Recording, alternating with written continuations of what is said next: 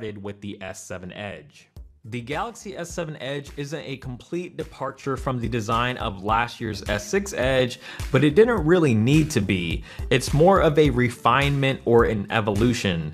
The biggest difference between this year's S7 Edge and last year's S6 Edge is the size. It's a little bit bigger due to the increase in screen real estate, but for a phone with a 5.5-inch display, it's surprisingly a lot smaller in comparison to other flagship smartphones with similar display sizes. A lot of this has to do with how the screen spills over on the sides and the fact that Samsung has managed to keep the side bezels extremely thin. I still wouldn't consider this a compact size smartphone by any means because a 5.5-inch display is still a 5.5-inch display no matter how you slice it, but it's definitely one of the easier 5.5-inch smartphones to use in one hand. The Super AMOLED panel is everything you would expect from a Samsung display. The colors are vibrant and saturated, blacks are inky dark, it's bright enough to be visible outdoors on a sunny day, and it's Quad HD just like last year's model, so it's still super sharp despite the bump in screen size. If anything, the extra screen real estate makes content like movies and games even more enjoyable, and it may be a placebo effect at this point, but Samsung screens always seem to get better and better each and every year, and the S7 Edge's screen really looks phenomenal. New to Samsung's flagship this year is the always-on display feature. This takes advantage of the AMOLED screen by only lighting up the necessary pixels to show you useful information, but right now it's pretty limited in functionality and nowhere near as robust as similar features from Motorola or even Google's own stock Android. Right now it can show you the clock, a calendar, or a few predefined images, which doesn't do much of anything except just look cool. It doesn't drain much battery, but until Samsung adds more features to it or gives you the ability to peek at notifications, it isn't really all that useful and honestly feels a little half-baked. The glass and metal construction returns from last year's Galaxy S's, so as far as design materials go, it still feels largely the same in your hand, and despite being larger, the S7 Edge feels way more comfortable to hold due to not having those super sharp chamfered edges of the S6 Edge. The metal frame has a much more rounded feel and the rear glass panel tapers down on the sides, similar to the Note 5. The tapered backside allows for a couple of different things. One, it's a little bit easier to pick up off a table, which actually helps out a lot considering the phone's side rails are a lot thinner than most other phones. And two, the tapered edges allows the phones to nestle nicely in the hand, and it may sound weird, but it honestly is one of the most comfortable feeling phones I've ever held. There are still downsides to this design, however. The phone is still a huge fingerprint magnet, and if you're like me, you'll probably find yourself wiping the phone on your shirt quite often or carrying around a microfiber cloth. The other downside is it's not the grippiest phone in the world, which isn't all that surprising given the build materials. It's not a slippery bar of soap or anything, but you'll probably find yourself being a little more cautious than normal, especially if you aren't rocking a skin or a case. With this slightly revamped design, Samsung has also brought back a couple of key features that were notably missing from last year's models. MicroSD card expansion is back, which means there's only a 32 or 64 gig variant this year, but with MicroSD you can expand up to an additional 200 gigs to store all of your photos and videos. The phone is also water and dust resistant again, which means it can survive the accidental dunk in the toilet, a spilt drink, or the occasional rainstorm, but this time around there's no annoying covers or flaps to deal with because it's completely sealed in from the inside. All of the buttons and ports are exactly where you would expect them to be on a Samsung phone.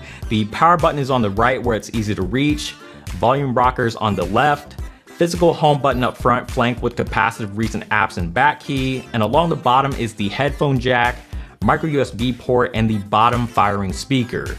The speaker is nothing amazing, but it does sound significantly worse from previous devices.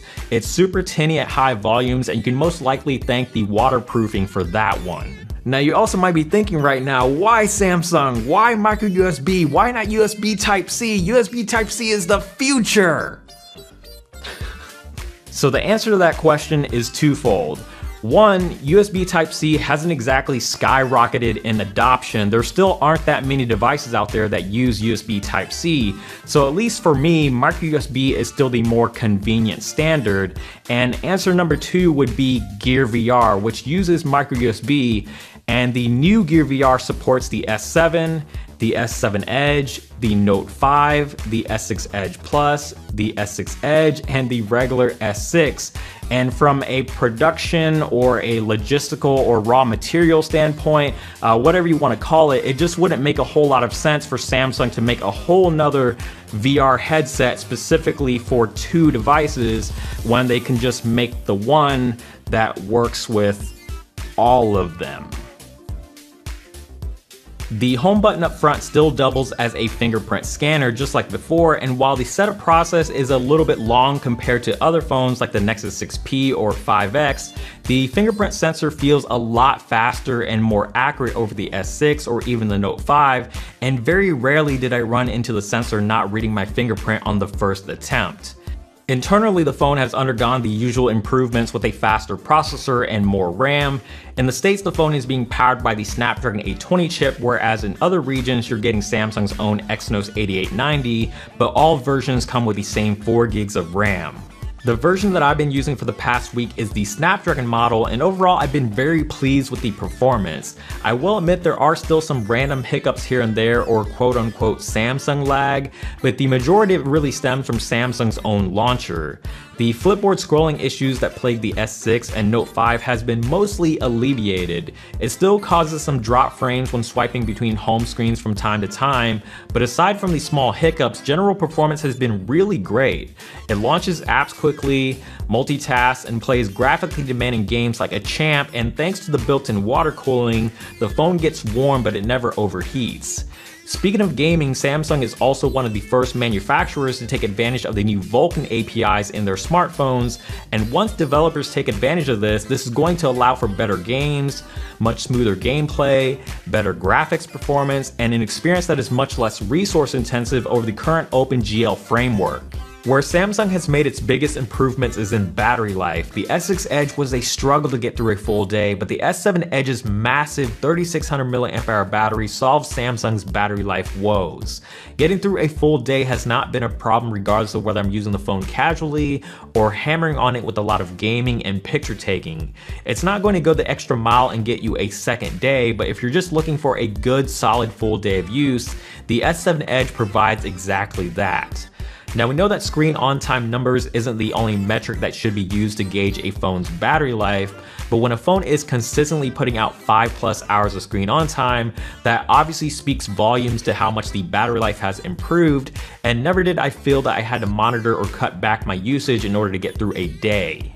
In those times where you do have to fill up or top off your phone, the S7 Edge does support wireless charging and fast charging, but one thing to keep in mind about the fast charging on the S7 Edge, if you have the Snapdragon version, is it's Quick Charge 2.0 and not the newer 3.0. This doesn't mean a whole lot in terms of actual charging speeds, and to the average user, they probably won't care, but you are getting a charge that is less energy efficient with Quick Charge 2.0 versus 3.0. Samsung has always done a really great job with their smartphone cameras, but this year they decided to take a slightly different approach. Aesthetically, the camera looks much better. The unsightly camera bulge has been shrunken down to just a slight bump, but instead of increasing the megapixel count or keeping it the same, they actually reduced the megapixels from 16 down to 12. This allows for much larger pixels for increased low light performance, similar to what Google did with the Nexus line, and you're also getting a much brighter f1.7 aperture lens. The new sensor utilizes dual pixel technology, which isn't new in the camera world, but is the first of its kind in a smartphone. This creates for much faster autofocus, and coming from something like the Nexus 6P, there's a very noticeable difference in focusing speeds, especially in low light. The camera interface is largely the same as before, and you still have many of the same modes like selective focus, YouTube live broadcast, slow motion, and of course the more typical ones like auto, pro, and panorama. What is new is a feature Samsung calls motion photo, which records a short clip before a photo is taken. It's similar to Apple's live photos for the iPhone, and just like live photos, it's pretty gimmicky, but it is there if you want to use it, or can be completely disabled if you don't. Overall though, I've been very pleased with this camera and the photos that it produces. Daylight and well-lit indoor shots are very well detailed with pleasant looking colors, and you can get some really great depth with the f1.7 aperture. HDR mode is quite subtle as far as colors are concerned, which is a good thing because a lot of other smartphone cameras tend to be very over aggressive in this area.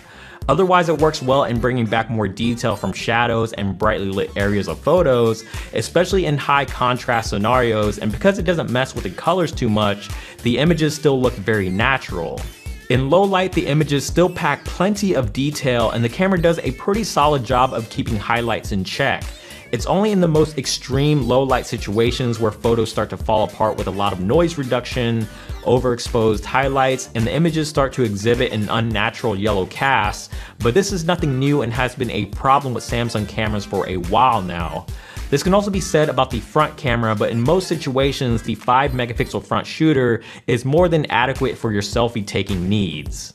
There's a wide variety of video recording modes including 4K, and the optical image stabilization helps keep the footage from being overly shaky, but I would avoid using the software video stabilization at all costs, as I notice it tends to cause a lot of warping in the footage. While all these changes that Samsung has made to the camera this year have been really great, I personally don't think it's a huge leap from the S6, but if you had any concerns about the changes to this year's camera, you really shouldn't, because it's just as good as any recent camera Samsung has produced, if not better. The software is Android Marshmallow with Samsung's custom interface, and Samsung's UI still isn't the prettiest, but this is probably the best version of their interface to date. The nasty green and blue color scheme is finally gone and has been replaced with a much cleaner blue and white.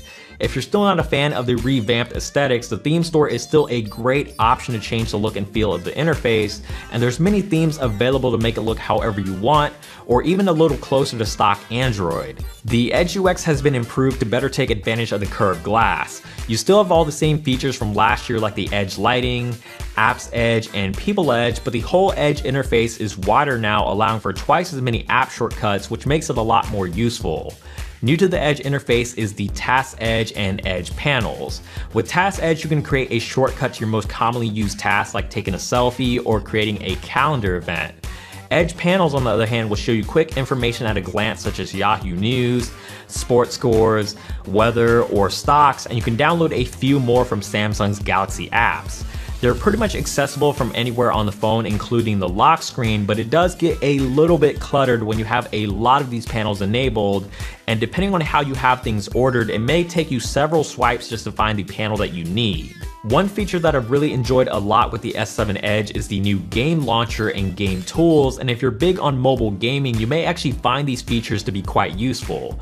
The game launcher automatically aggregates all of your games into a single folder for easy access, and the game tools is a convenient little floating bubble that lets you mute incoming alerts, lock the capacitive keys to prevent accidental presses, minimize the game, take a screenshot, or create a recording all while you're actually playing the game. Even though Samsung's UI has made some improvements, it's still far from perfect. It's a lot less intrusive, and if you don't like many of the features, you can simply turn them off, but Samsung still packs a lot of crapware and redundant applications into their phones. For basically every Google application, there's a Samsung equivalent of the same app.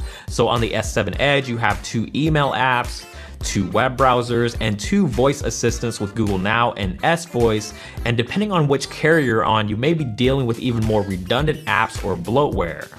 Pricing for the Galaxy S7 Edge is pretty typical for a Samsung flagship. Off contract, it'll cost you $800, but you do have the option of contracts or monthly installments depending on your carrier. I won't go as far as saying that the S7 Edge is the best Android smartphone you can currently buy, but it's pretty awesome. Along with the usual improvements like the camera and faster processor, the